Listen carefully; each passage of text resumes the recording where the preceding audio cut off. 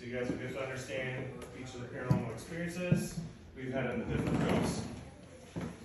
All right, I always forget how many steps I have to walk up. I'm like, all right, guys, hold on. I figured it was nap. Let's take what's that? I figured it was nap. I mean, we just put this bed together, not even like 10 minutes ago, because Kalani's spent the night here, and so we had to fix the bed up. I'm like, ooh, Claire would be really upset with us right now if we didn't have anything fixed for her. So, like I said, this is everybody's first time. Perfect.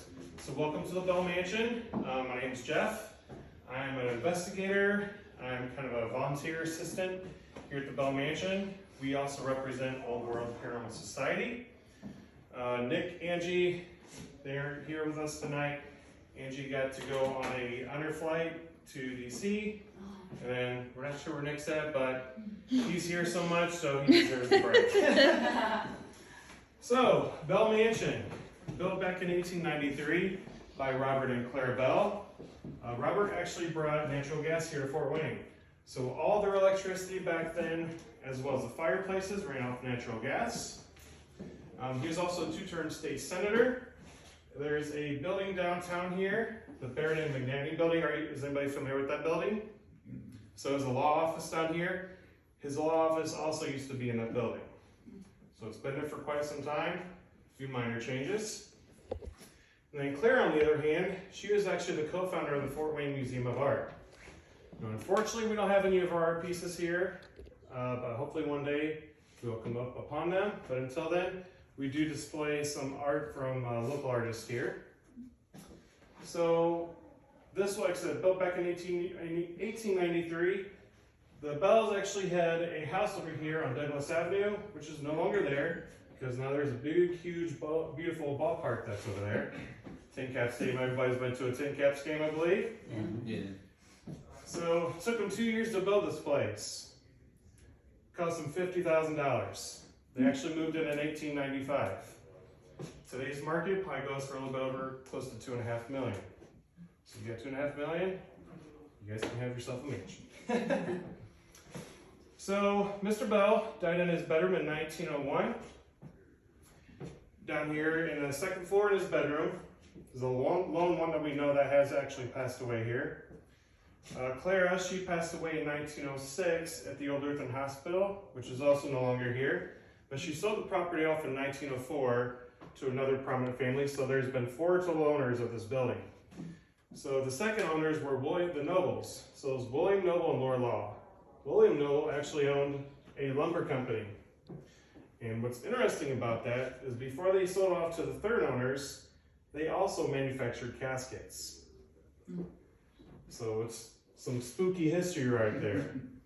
Because then in 1926, so they were much here longer than the Bells were. The Bells were here for less than 10 years. And then the Nobles were here for quite some time. They actually had one son. His name was William Jr. One of these rooms up here probably would have been their bedroom. And in 1926, they sold off to an undertaking family called the Clanes. The Clanes then ran this place as a funeral home from 1927 all the way until 2018. So for 93 years. And then in 2018, late 2018, it was sold off to a couple, Angie's parents. Originally, this was to be turned into like an Airbnb, like a haunted Airbnb. Now, those plans had kind of fallen through, so all the furniture that you see in this house was staged for those purposes. So they are antique furniture. There might be some attachments to them, not 100% sure. So then they were trying to figure out, all right, well, is this place haunted? So that's when they brought in our team, Old World Paranormal Society, to see if this place is haunted. And after well over 300 pieces of evidence, we're like, holy shit, this place is really active. Why a funeral home? Who knows? So what makes the third floor unique is everything from the staircase back was all used for entertainment purposes when the Bells were here. This actually was not a bedroom. This actually was a ballroom. So we talked about Claire, she's the co-founder of the Fort Wayne Museum of Art. She spent a lot of time doing her art up here. If not, she actually has a private balcony, which you guys will be able to check out On the second floor, she also spent a lot of time doing art there as well. So she had all this space, so everything up here, except for these two light fixtures and this beautiful HVAC system, is all original to the house. So the fireplaces, the paint on the walls, the woodwork, the floors, the doors, everything except for the furniture is all original. Including this light fixture right here is back from the 1930s. Spirit-wise, we have the lone spirit, at least that we're aware of. His name is Andy. He actually hangs out in his closet.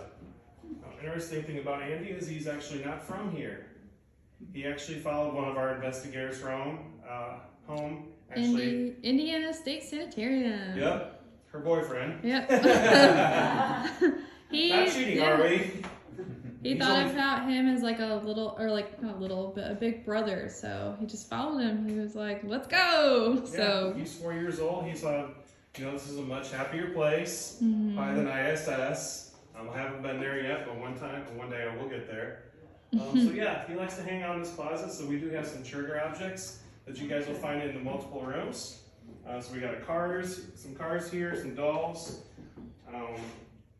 REM pods. And we also have cat balls. Has anybody ever messed with cat balls before? I'm talking about the electronic kind. Get your minds out the gutter here. Like, what are we talking about? So yes. Well, glad you asked. You're in for a treat today, buddy. Downloaded the wrong one. I was like, I think we're at a wrong location. This is not what we signed up for. So yeah, it's just what the toy cat balls that your cats can play with. We also use them in the paranormal field because they're hard items for us to manipulate, right? You have to touch them for them to go off. Well, I'll say I think it was back in May, we had our first large event here. It was the Bell Bazaar, and we did multiple ghost tours. In my first tour of the day, I had about 30 people up here. So I was kind of talking about them. I'm like, all right, now I'm going to talk about the history of the building. And then before I was talking to them, I'm like, hey, Andy, we've got this cat ball down here. And we also have one of these blue lights that you guys will get to see tonight as well. That's motion censored.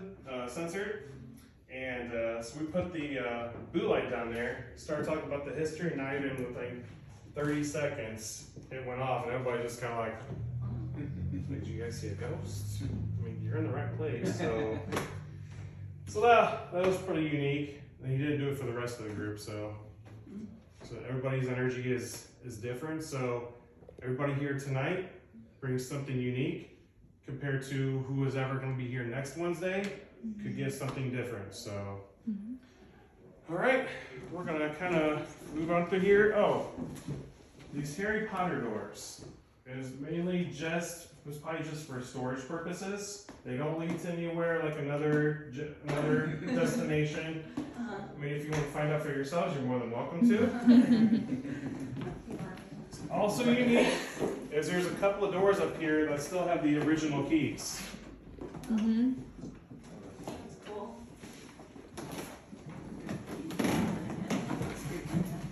Come here to the poker room.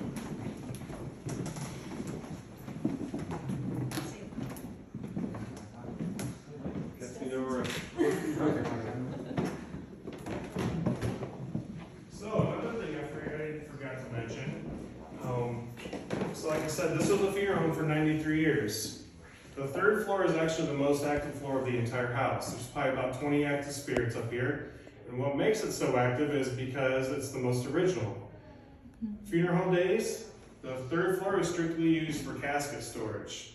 So all these rooms had just caskets in there. Not used for offices. There's one body that was hidden up here, and once we get to the embalming room on the second floor, I'll mention that gentleman. But this is the poker room. So when they first staged this place, they originally had this poker table in the other room. And came in to start investigating, well, they weren't getting much activity at all. Until they decided, well, okay, what if we take the poker table and put it in here instead? And once that happened, this actually became one of the most active rooms of the entire house. So, a good note to know about this room is women were not allowed in here. So if you kind of get that heavy feeling, it's probably very male dominant. So women were not allowed in here unless you were a servant, which we'll get to the servant's headquarters here in a second. Once again, you're going to see some trigger objects here. Now, with that being said, you're going to see the stack of ones here. I'm not stealing anything, guys. Don't. Somebody drank our liquor that was on here, so I was like, well, let me back up here. So the stack of wines, cigarettes, all that. Hopefully these ones you're going to continue to see stacks. So when I started coming here in December, there's 2 bucks laying here. And obviously once we get to the embalming room, you'll see another stack. But in the paranormal community, once you gift something to the spirits, you never take it back. So for the person who ever drank that alcohol,